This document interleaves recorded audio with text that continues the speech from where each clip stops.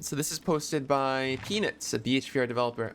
To the point of Circle of Healing, I want to say that is absolutely not something we're ignoring. We make a point out of letting things settle before making rash decisions these days between PTB and live days. The changes we make are always fairly minor. We have burned out in the past by making rash decisions when the initial feedback was rough. Nowadays, we try to let everything have some time to settle before we start thinking about how it should change. Gives us a better idea whether it's sit or knee-jerk reaction. Hope works out. Circle of Healing is even a tricky scenario because it's bundled with entire mechanic boons. It's important to see how things work before diving into changes. Okay, here's where BHVR gets things wrong. They say we want to let things settle, right? And we don't want to make a rash decision. By not saying anything, and by going and be like, yo, look, Christmas time, look, we're really happy and all this stuff. Like, all BHVR needs to do is, like, we understand a lot of our community does not like the way Boon Totems function right now. We are currently investigating ways to mitigate the strength of these perks. I don't know.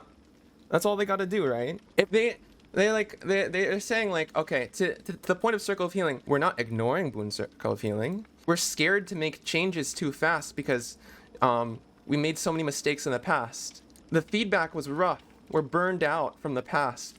All you have to say is, we understand that you guys are mad.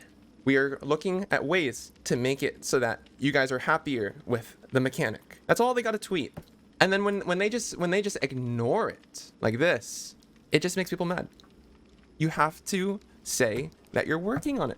If you don't say you're working on it, people think you don't care. All they need to do is make a tweet, and everything's fine. All the fire, all the stuff that they feel like they get burned out about, like backlash and all this shit. All they gotta do is make a tweet. They just gotta make a tweet. That's it. Just say, we understand a lot of the community is unhappy. We're looking towards ways to fixing this. You don't need to say that you're testing it, right? It's not gonna change the data that you collect. Just say, we're working on it.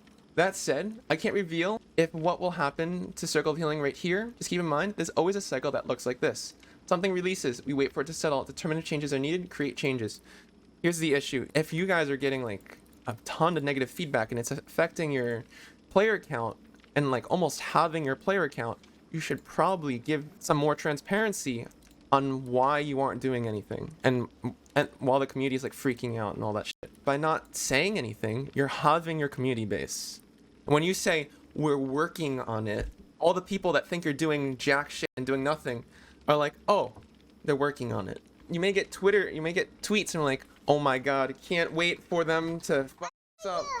I can't wait for them to do this and that. Those are negative people. They're just always gonna be negative no matter what. They're always gonna be negative. So ignore them. Like, fucking ignore them. They don't matter because they're gonna be negative no matter if you do something positive or negative.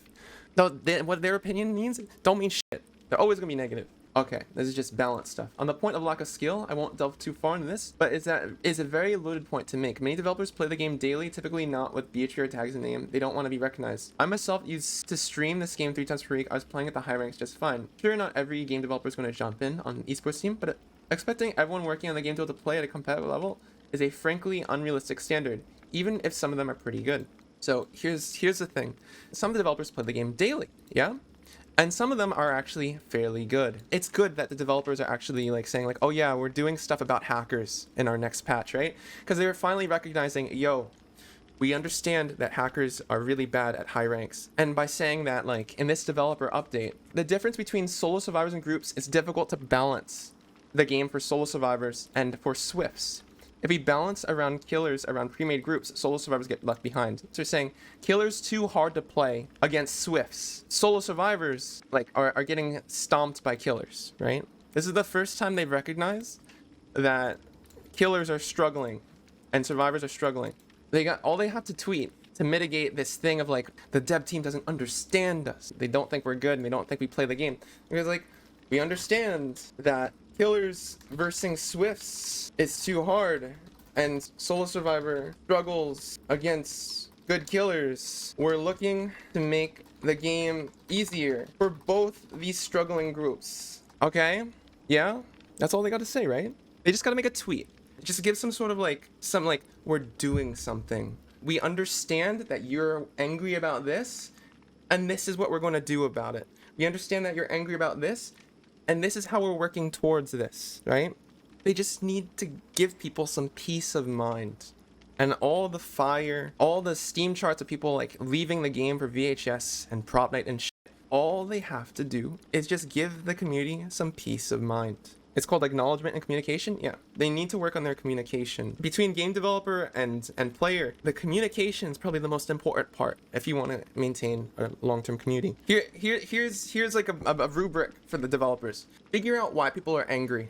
Okay, if you're doing something to make it so that like you make the people that are angry happier, like you're trying to make them not angry anymore, acknowledge them and communicate what you're doing, and then actually do the thing that like these people want.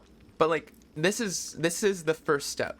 We understand that solo survivors experience is ass, so we're making it easier for solo survivors to play the game. Good, cool. Acknowledge the problem, say they're going to do something, and then do something. I think there's a fundamental problem with like the relationship that developers have with the community. We've been burned out in the past from making rash decisions when the initial feedback was rough. So the developers don't want to commit. They don't want to say we're going to do something because I feel like that they're scared of the backlash. Because no matter what they do, they get bad feedback. You can't control like how the community reacts to what you do. You can only control what you put in, right? So you got to communicate more. They've been burned in the past from making rash decisions. They're scared about making changes. They're scared of the community. Well, if people are angry, you just need to communicate. You're like, okay, we understand you're angry at this. We're working on this. It's all you got to do. Make a decision, act on it, and don't be scared about the feedback. Don't be scared about the feedback you're going to do. The way to make a good game is to make mistakes and then fix those mistakes. You have to be not afraid of making mistakes, and the development team are scared of their community, which is bad. It paralyzes them from doing anything. This is like a fundamental psychological thing. They're scared about making changes because of backlash, so that paralyzes them, and they don't change Circle of Healing. They don't change this. They don't change that. They're scared. That's unhealthy. You have to be okay with making a mistake. Okay, receiving the backlash. It's all about what you do and say. We understand you're angry about this. We will fix it. We will do something. That way, you don't need to be scared. You just need to communicate. It's just that I feels like BHVR doesn't know how to communicate in a healthy way yet.